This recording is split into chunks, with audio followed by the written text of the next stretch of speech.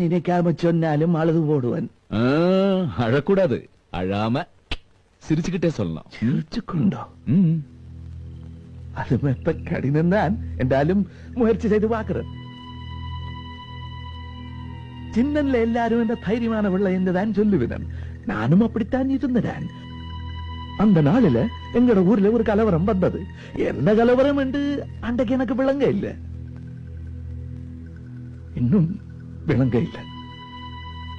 திடீரென்று ஒரு நாள் ஆகாயத்திலிருந்து கூரையை பிச்சு கொண்டு வீட்டுக்குள்ள நெருப்பு துண்டங்கள் மாறி வந்து விழுந்தது. செல்லடிக்கிறாங்கள் என்று கூவிக்கொண்டு அம்மாவும் அப்பாவும் என்ற கையை பிடிச்சு கொண்டு வீட்டுக்கு வெளியில வாஞ்சவங்க. அப்ப ஒரு நெருப்பு துண்டு அப்பாவின் காலில வந்து பட்டு கால் துண்டாடி போட்டு ஒற்றேட்டாட்டம். அம்மா குளறி அழுது கொண்டு புடவை தலைப்பை எடுத்து காலில கட்டு போட்டவர். சொல்லுங்க. அந்த நேரம் பார்த்து இச்சும்பு தொப்பியும் கையில துப்பாக்கியமாக 4-5 பேர் அங்க வந்தவங்க. ஊர்ல எல்லாரும் என்ற அம்மாவை நல்ல வடிவான மனுஷி என்றுதான் சொல்லுவினம். அது உண்மைதான். அந்த வடிவ பிழையான எண்ணத்தோட அந்த இச்சுப்பு தொப்பிக்காரங்கள் பார்த்துட்டவங்க. குற்றுவிதா கிடந்த என்ற அப்பாவை வெடி வச்சு கொண்டு போட்டு அம்மாவை கதறு பற்றைக்குள்ள இழுத்து கொண்டு போனவங்க. நான் சின்ன பிடியதானே கையில இடச்ச காலையெல்லாம் எடுத்து அவங்களோட மேல எரிஞ்சனான்.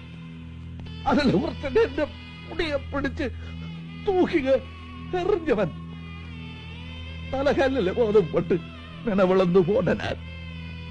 கண்ணை திறந்து வா கேட்க வடிவான என்ற அம்மா அந்த வடிவெல்லாம் போய் தலைவிரி கோலமா பிறம பிடிச்சது போல இருந்தவன். ஒரு மடியில நான், இன்னொரு மடியில இறந்து போன என்ற அப்பா. நான் அழுதான்.